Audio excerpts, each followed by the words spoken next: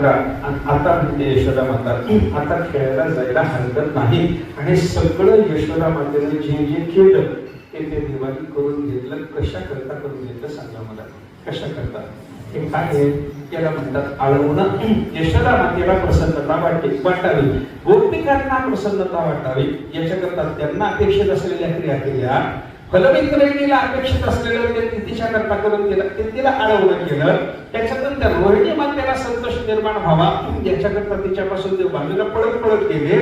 आणि यशोदा मातेनं जे जे करायला सांगितलं, जे जे बोलायला सांगितलं, जसं जसं वागायला सांगितलं, तसं तसं सगळं भगवान श्रीकृष्ण परमात्म्याने केलं. याला म्हणतात आळवणं.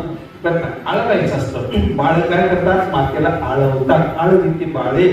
आणि बाळांनी आईला आळवणं म्हणजे काहीतरी मागणं, किंवा बाळांनी आईला आळवणं म्हणजे तिची प्रसन्नता संपादन करण्याकरता काहीतरी करणं.